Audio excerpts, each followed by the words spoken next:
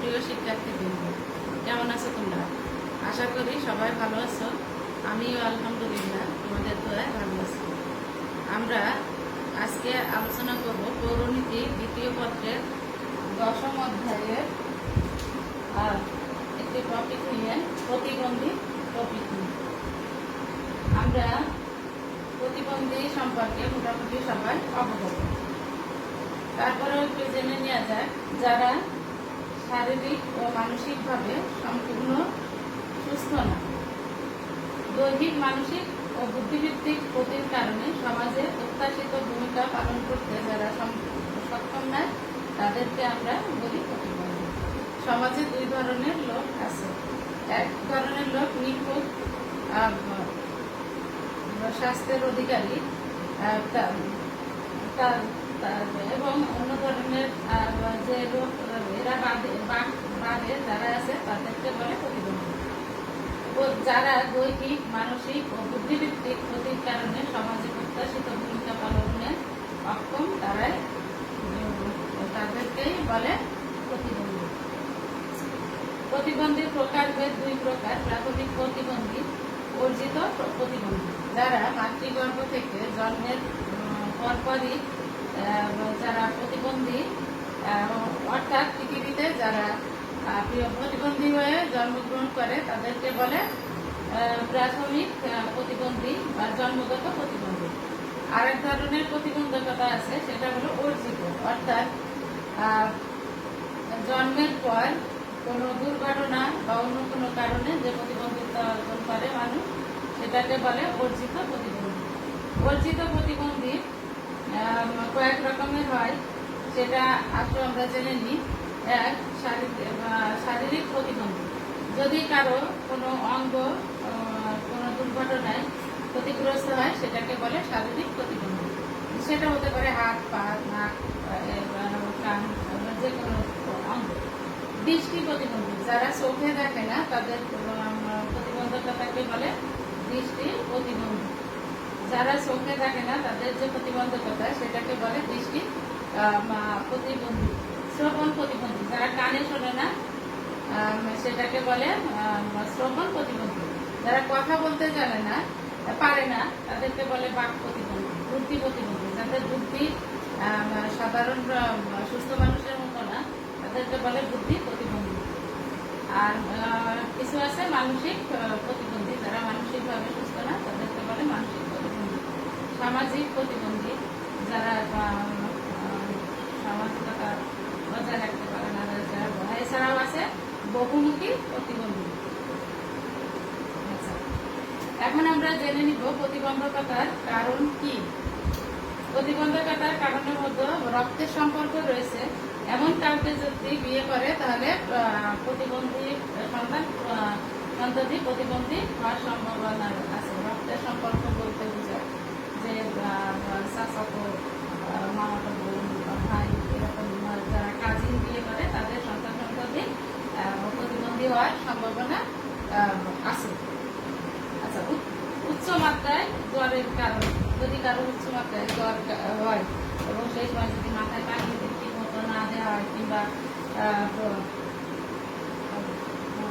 জ্বরের ওষুধ খাওয়ানো না হয়, তাহলে উচ্চ মাত্রায় জ্বরের কারণে অনেক সময় মানুষ প্রতিবন্ধী হয়ে যায়। মস্তিষ্কের কিছু কিছু ইনফেকশন বা টিউমার হওয়ার কারণে, মস্তিষ্কে যদি ইনফেকশন হয় বা টিউমার হয়, তাহলে মানুষ প্রতিবন্ধী হতে পারে।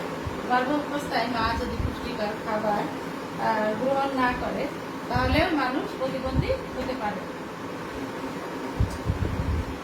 জন্মের পর থেকে মা ও শিশুর পুষ্টির যদি অভাব ঘটে, জন্মের পর থেকে শিশু যদি ঠিকমতো পুষ্টিকর খাবার না পায়, তাহলে সন্তান প্রতিবন্ধী হওয়ার সম্ভাবনা আছে। ভিটামিনের অভাবে, বিভিন্ন ভিটামিনের অভাবে মানুষ প্রতিবন্ধী হতে পারে। আয়োডিনের অভাবেও মানুষ প্রতিবন্ধী হতে পারে।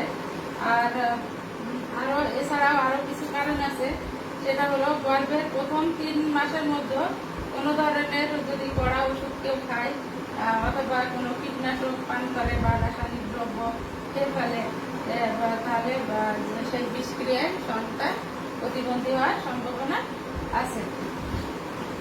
আচ্ছা, গর্ভাবস্থায় যদি কারো হাম হয় তাহলে সন্তান প্রতিবন্ধী হতে পারে।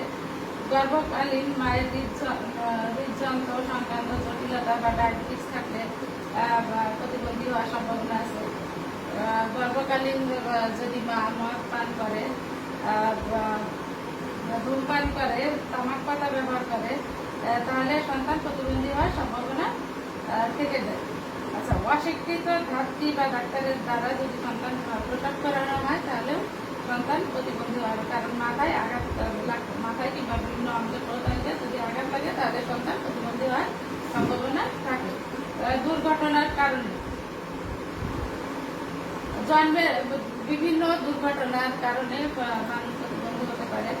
জন্মের সময় প্রয়োজনীয় অক্সিজেনের অভাব দেখা দিলে, জন্মের সময় যদি কারো প্রয়োজনীয় অক্সিজেন না থাকে সেই শিশু প্রতিবন্ধী হতে পারে। পঙ্গুত্ব নিয়েই যদি কেউ জন্মগ্রহণ করে তাহলে সেটা প্রতিবন্ধকতা। এছাড়া পোলিও, টাইফয়েড, নিউমোনিয়া, রিকেটস ইত্যাদি রোগের কারণে মানুষ প্রতিবন্ধী হতে পারে। প্রতিবন্ধীজনিত সমস্যা আমাদের সমাজে একটি অনেক বড় ধরনের সমস্যা। অনেকে বলে থাকে এটা একটা অভিশাপ। আসলে এটা অভিশাপ হিসেবে না নিয়ে একটা অসুখ হিসেবে নেওয়া ভালো। এবং যখন মানুষ একটা শিশু প্রতিবন্ধী হয় তখন তাকে অবহেলা না করে তার পরিবার তাকে অবহেলা না করে উচিত সাথে সাথে সেই শিশুকে চিকিৎসা দেয়। এক্ষেত্রে যানবাহন মানে রাস্তাঘাটে চলার সময় সাবধানতা অবলম্বন এবং আইন কানুন করা উচিত, যাতে প্রতিবন্ধকতার হার কমানো যায়।